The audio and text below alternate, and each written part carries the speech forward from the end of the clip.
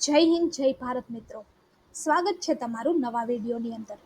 આ જે વિડીયો છે એ આવાસ યોજનાની અંદર ગુડાની જે સ્કીમ ચાલી છે એના ઉપર છે। આવાસ યોજનાની અંદર ગુડાની સ્કીમની અંદર જે લાભાર્થીઓ છે એને નોટિસ ફટકારવામાં આવી છે અને જો લાભાર્થીઓ 7 દિવસની અંદર હાજર નહીં થાય તો એમનો આવાસનો લાભ છે એ જતો રહેશે। તો આખા ન્યૂઝ શું છે આપણે વિડીયોની અંદર ચર્ચા કરીશું। પ્રધાનમંત્રી આવાસ યોજના અંતર્ગત ગાંધીનગર શહેરી વિકાસ સત્તા મંડળે લાગુ કરેલ 2663 આવાસ યોજનાના દસ્તાવેજની ચકાસણીની પ્રક્રિયા છે એ પૂરી કરી દેવામાં આવી છે, પરંતુ હજુ પણ કેટલાક લાભાર્થીઓને દસ્તાવેજ ચકાસણી કરાવેલ ન હોવાથી તેમના પેમેન્ટ શેડ્યુલની કામગીરી છે એ પણ અટકી પડેલી જોવા મળે છે। એટલે કે જેમને મકાન લાગ્યા છે એમને ચકાસણી માટે બોલાવેલા હતા, પરંતુ અમુક લોકો ગેરહાજર રહેલા હતા અને એના કારણે અત્યારે પેમેન્ટ શેડ્યુલની જે કાર્યવાહી છે એ અટકી પડી છે। હવે ડ્રોની અંદર નામ જાહેર થયા બાદ દસ્તાવેજ ચકાસણી માટે તંત્રે મેસેજ સહિત પત્ર વ્યવહાર કરી અને ચકાસણી કરાવી લેવા માટે જાણ કરેલ હોવા છતાં ચકાસણી ન કરાવતા લાભાર્થીઓએ ગુડાની બીજી વખત નોટિસ છે એ ફટકારી છે।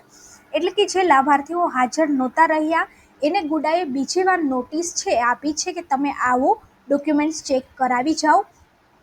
નોટિસ મળ્યાના 7 દિવસની અંદર જો લાભાર્થી દ્વારા દસ્તાવેજ ચકાસણી છે એ પૂર્ણ કરવામાં નહીં આવે તો તેમની ફાળવણી છે એ રદ કરી અને વેઇટિંગ લાગુ કરવાની પ્રક્રિયા છે એ હાથ ધરવા માટે તંત્ર આગામી દિવસોની અંદર નિર્ણય લેશે।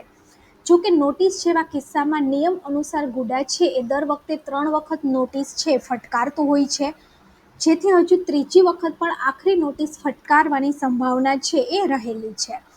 હવે આ તમામ પ્રક્રિયા આ માસના અંત સુધીમાં પૂરું કરી અને આગળનો નિર્ણય છે એ કદાચ લેવામાં આવશે। અંદાજે 70થી વધારે લોકો છે એ તેમના દસ્તાવેજની ચકાસણી છે એ કરાવવાની બાકી છે।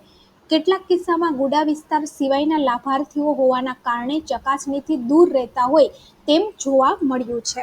એટલે કે આની અંદર જ્યારે મકાનો બહાર પડ્યા હતા ત્યારે હતું કે ગુડાની અંદર જ છે આવે છે એમને જ મકાન છે ફાળવણી દેવામાં આવશે। એટલે ઘણા બધા લોકો જો એવા છે કે ગુડાની બહાર હોય તો કદાચ એ પણ ચકાસણી કરવા ન આવેલા હોય।